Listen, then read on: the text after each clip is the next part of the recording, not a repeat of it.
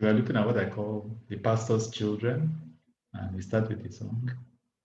Make me a fisher of men, keep me seeking. Make me a fisher of men, I pray. Make me a fisher of men, keep me seeking. Seeking souls till Jesus comes again. Of course, there's a stereotype about pastors and ministers of the gospel. And the stereotype usually is that they don't follow the footsteps of their parents. In other words, you are a very godly minister of the gospel, and the children are going in the very opposite direction.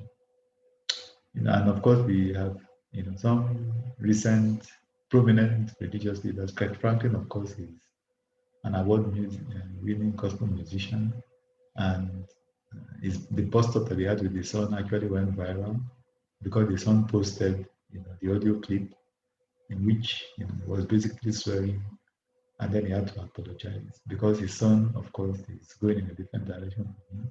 And of course, a very sad story of Rick Warren, who is also a very prominent minister, his son dying by suicide. But I mean, these are very sad stories, and the stereotype is something that we see, and we really need God to really intervene in those kinds of situations. But we also know that even in scriptures, we have some parallels.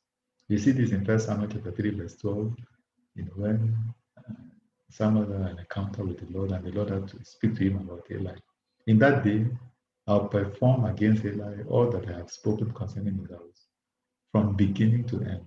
For I have told him that I will judge his house forever for the iniquity which he knows, because his sons made themselves vile, and he did not restrain them.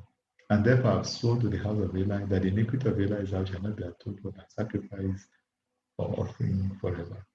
Very strong words that God was telling someone about Eli. And of course, Eli was aware of it because God had told him. And this is very apparent from the narrative. But what was being done here? Because we see the agency, God expected Eli, to put the children right, but they refused to do that. So there's human agency. First Samuel 2, verse 22, to give you a background. And Eli was very old, and he heard everything that his sons were doing to all Israel. And now they were sleeping with the women who served at the entrance of the tent of meeting. First Samuel 2, verse 12. Now the sons of Eli were wicked men. They had no regard for the Lord. So basically the kind of thing that we're talking about stereotypes about ministers of the gospel. But there's agency here. We have a role to play. We need to be people that are laying the foundation, because of course by the time the children are formed, they are now adults. It's very difficult for you to, particularly in the days of human rights, which takes us back to the Franklin story. He had to apologize for. But you can see the love of the father coming out, by him reprimanding his son using very strong language. Because the moment they are older, there's a limit to the things that you can do. But at that foundational stage, you have a role to play. And this is part of what God expects. Proverbs 22, verse 6, train up a child in the way he should go, and when he's old, he will not depart from it.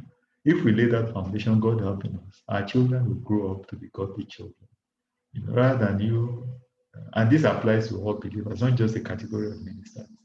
We need to train up our children, devote that time,